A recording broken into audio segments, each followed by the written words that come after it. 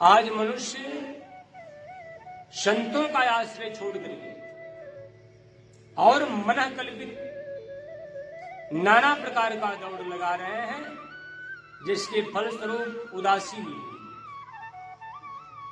संतों का आश्रय नहीं है और नाना प्रकार के तीर्थों में जाना, नाना प्रकार के अपने मन के भाव से नाना प्रकार की पूजा करना आदि आदि, ये सब कुछ कर रहे,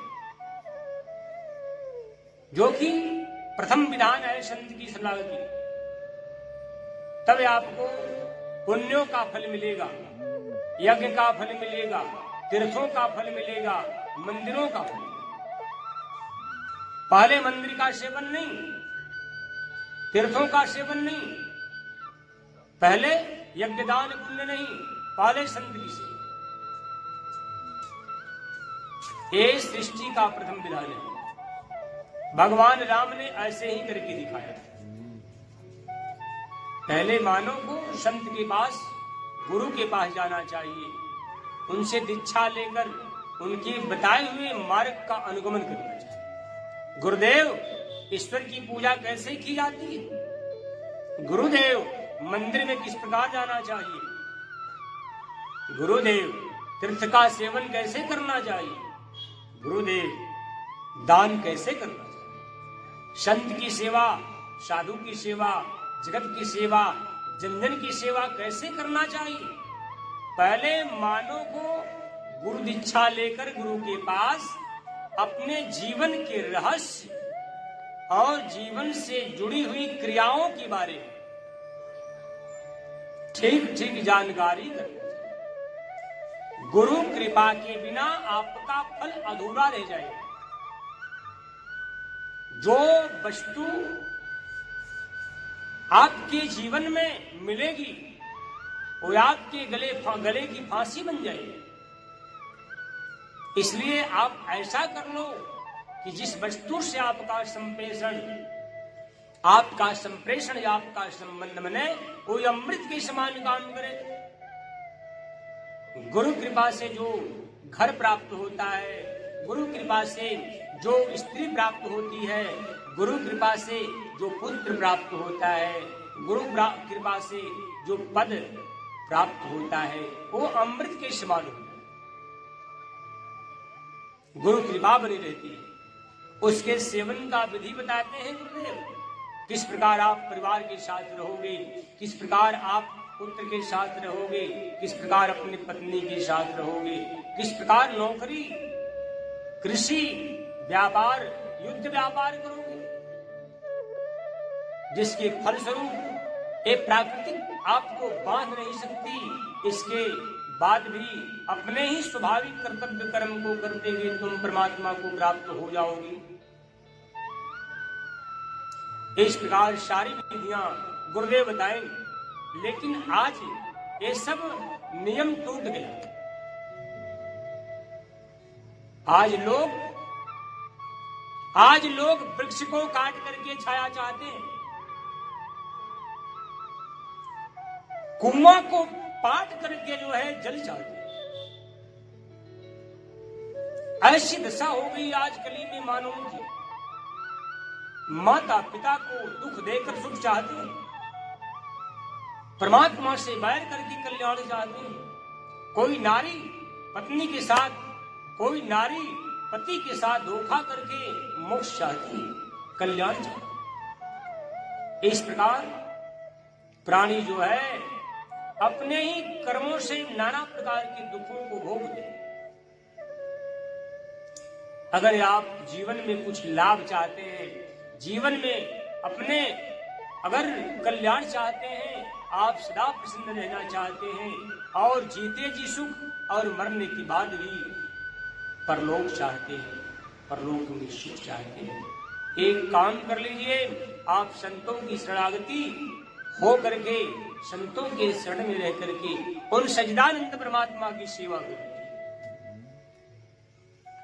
जिस परमात्मा ने दुनिया बनाया, जगत बनाया, वो परमात्मा सबसे पहले यही बताया कि तुम लोग संतों के पास जाना। सबसे पहले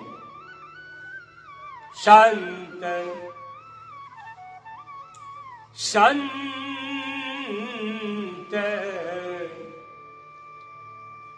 संत मिलन को जाइए। अभी मैं बताया था संत के मिलन से मनुष्य का सारा मनोरथ सिद्ध हो जाएगा। संत न होते जगत में तो जल मरता संसार। इस प्रकार से कई बार मैं बताया। आग लगे आकाश में झड़झड़ गिरे अंगार। आग लगे आकाश में झड़झड़ गिरे अंगार। संत न होते जगत में तो जल मरता संसार। प्रेम से बोली सच्चिदानंद भगवान। इस जगत में अगर संत नहीं रहते, भगवान के सेवक नहीं रहते, तो ये संसार जलकर भस्म हो जाए। परमात्मा की जो अनन्य सेवक हैं, जो परमात्मा के सच्चे दास हैं, परमात्मा की बनाए हुए जगत रूपी फुलवारी की वे सिंचाई करते, जगत की रक्षा करते। अपने आचरण से, अपने व्यवहार से, अपने अनुपम दिव्य ज्ञान से, भगवान के शरण में होकर, भगवान के कथाओं से, भगवान के चरित्रों से इस जगत को सींचते हैं। इसलिए संत रूपी वृक्ष का सेवन, सत्संग रूपी सरोवर का सेवन, सत्संग रूपी ज्ञान गंगा का सेवन मानव को करना चाहिए। क्योंकि मानव की कल्याण की धारा यहीं से निकलेगी। परमात्मा को प्राप्त करने का स्रोत सत्संग से बड़ा और कोई है ही नहीं। मानव मात्र का कल्याण सत्संग से होगा। कल्याण की धारा सत्संग से ही बहती है। सत संगति अति मंगल मूला। सत संगति अति मंगल मूला। सोई फल सिद्धि शभ साधन फूला। सत्संगति अति मंगल मूला। मंगल का अर्थ होता है कल्याण। ये सत्संगति कल्याण का मूल है। सोई फल श्री सब साधन फूला। इस संसार में जितने भी साधन हैं, यज्ञ साधन, दान साधन, तीर्थ साधन और व्रत उपवास साधन आदि जितने भी साधन बनाए गए, ये सब फूल के समान है। और सत्संगति फल के समान। कई जन्मों का पुण्य उदय होगा, तब आत्मा को संत का दरस परस होता है। ऐसा जानकर इस घोर कली काल में जो मानव, जो प्राणी अगर अपना कल्याण उद्धार चाहते हैं, उन प्राणी को संत की सेवा, संत के शरण में आ जाना चाहिए। यही है मानव के उद्धार का मार्ग। ऐसा परमात्मा ने कहा, ऐसा श्री रामचंद्र जी ने कहा, ऐसा सदाशिव ने कहा। शिव ने क्या कहा? आज चाहे पुरुष हो चाहे नारी, ये सभी लोग अपने मनमाना आचरण करते हैं। भगवान शिव ने कहा, पार्वती मानव का तन पाकर अगर मनुष्य अपने आंख से संत का जीवन में कभी दर्शन नहीं किया, नयन संत दर्शन नहीं देखा, जो मानव अर्थात जो स्त्री जो पुरुष मानव शरीर पाकर संत का दर्शन नहीं किए, अपने नेत्रों से उसका वे आंख मोर के पंख की समान। ये शिव का वाक्य।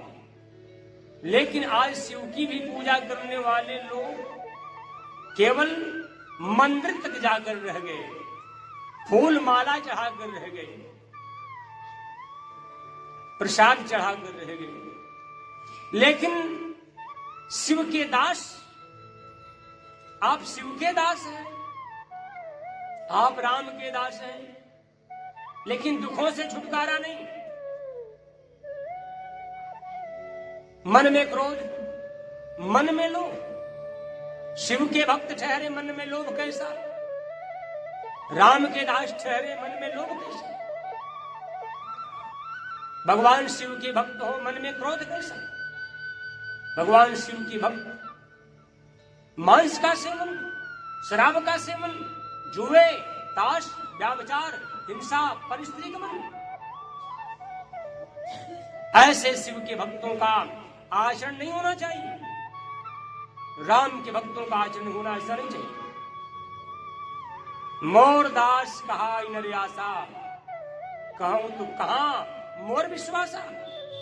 दास कहलाते हो राम का, दास कहलाते हो शिव का, और भरोसा करते हो संसार पर, भरोसा करते हो भाई पर, भरोसा करते हो अपनी स्त्री पर, भरोसा करते हो घर पर, भरोसा करते हो अपने शरीर पर, अपने इंद्रियों पर, अपने कर्मों पर। नहीं, कदापि ऐसा नहीं करना चाहिए। अगर राम भक्त हैं तो भरोसा राम पर करें, शिव भक्त हैं भरोसा शिव पर करें, क्योंकि शिव भक्तों को कभी गलत मार्ग पर चलना नहीं चाहिए। भगवान शिव जैसा जोगी तो सृष्टि में कोई हुआ ही नहीं। ऐसा जानकर जो जो लोग भगवान शिव की पूजा करते हैं वे कभी भी गलत आचरण न करें। अपने घरों में शिव की पूजा करें, उनका नाम जपें, उनका ध्यान करें, उनके गुण को गावें। घर में मांस का प्रयोग, घर में शराब का प्रयोग और गाली गलौज, झगड़ा, झंझट, लड़ाई न करें। चाहे वो पति हो चाहे पत्नी हो, परिवार को प्रेम पूर्वक, शांति पूर्वक परिवार का भरण पोषण करें। प्रसाद बनाकर भगवान शिव को वस्तु को ग्रहण करके प्रसाद चढ़ाकर भगवान को, और वो प्रसाद के रूप में अपने जीवन में उसे उपभोग करें, कल्याण होगा। भगवान चाहे राम हो चाहे भगवान सदाशिव हो, ये दोनों एक रूप वाले हैं। जहां यह धर्म हुआ ये दोनों अलग हो जाते। भगवान सदाशिव का ही पूजा रावण करता था कि नहीं? भगवान शिव की पूजा रावण करता था, लेकिन गर्दन कट गया। रामचंद्र जी ने गर्दन काट दिया और शिव देखते रह गए। क्यों? क्योंकि भगवान शिव ने रावण के अत्याचार से, पाप कर्मों से रावण का साथ छोड़ दिया। ठीक आज वही दशा इस कली में मानवों की। शिव का दास कहलाकर भी आप पाप कर्म करते हो, चोरी करते हो, व्याभिचार करते हो, आपको परमात्मा कभी क्षमा नहीं करेंगे, कभी क्षमा नहीं कर सकते। इसलिए आप निर्मल मन से भगवान की सेवा करें। चाहे सेवा गणेश जी की हो, चाहे माता शक्ति की पूजा हो, चाहे भगवान राम का, चाहे सदाशिव। भगवान के साथ धोखा न करना। ये परमात्मा है, ये ईश्वर है, इनके साथ कभी धोखा न करना, नहीं तो ये परमात्मा कभी क्षमा नहीं करते। धोखा का फल धोखा होता है। सबको तो क्षमा कर सकते हैं, लेकिन मानव को कभी क्षमा नहीं करते। क्यों? परमात्मा ने 2 आंख दिया, 2 कान दिया, 1 मुख दिया, मन दिया, बुद्धि दिया, चेतनता दिया। तुम मानव हो, चेतन प्राणी हो, सत्य असत्य को जानो, सही क्या है, गलत क्या है, बुरा क्या है, भला क्या है, पुण्य क्या है, पाप क्या है, इसको जान करके तुम कर्म करो। मानव बन गए लेकिन तुझको सत्य सत्य का पता नहीं। मानव बन गए हो और हिंसा का पता नहीं। मानव बन गए, धर्म अधर्म का पता नहीं। मानव बन गए तो तुम्हें इस बात की जानकारी होनी चाहिए, परमात्मा जब अपने जनों को दंड दे सकते हैं तो आपको और हमको या किसी को छोड़ नहीं सकते, क्योंकि भगवान न्यायाधीश हैं, वो न्याय का स्वरूप है। उनके समकक्ष न्याय चलता है। परमात्मा के पास घूस नहीं चलता कि आप उनको पैसे का प्रलोभन देकर आप अपने पाप को छिपा सकते हैं। परमात्मा को पैसे का प्रलोभन देकर अपने पाप से मुक्ति नहीं पा सकते। इसलिए परमात्मा को अगर प्रसन्न करना है तो अपने मन को पवित्र बना लो, अपने तन को पवित्र बना लो। चाहे आप पुरुष हो, आप चाहे नारी हो, चाहे बालक हो, चाहे युवा, चाहे वृद्ध हो, परमात्मा को अगर प्रसन्न करना है तो निर्मल मन से, पवित्र मन से, पवित्र बुद्धि से और निर्मल हृदय से भगवान को प्रसन्न करके अपने जीवन को सार्थक बना लो। काश अभी मानव है आप, न जाने इस मानव तन को कब छोड़ना पड़ जाए। इस शरीर का क्या ठिकाना, फिर ऐसा अवसर मिले या न मिले, यज्ञ करने का, दान करने का, पूजन करने का, सत्संग करने का, कथा श्रवण करने का फिर समय मिले या न मिले। इसलिए ऐसा जानकर आज ही अभी भगवान का भजन, सत्संग, कीर्तन कर लेना चाहिए। अपने जिह्वा के स्वाद में, अपने नेत्र के स्वाद में, अपने स्रोत रूपी कान रूपी इंद्रिय के स्वाद में कभी पाप कर्म को नहीं करना चाहिए। परमात्मा के लिए उपवास कर लो, परमात्मा के लिए अपने हृदय को निर्मल बना लो, शुद्ध बना लो। लाभ होगा, उन्नति बढ़ेगी, कल्याण होगा, जीते जी सुख मिलेगा और मरने के बाद भी परमात्मा का परम धाम मिलेगा। प्रेम से बोली सच्चिदानंद घन भगवान।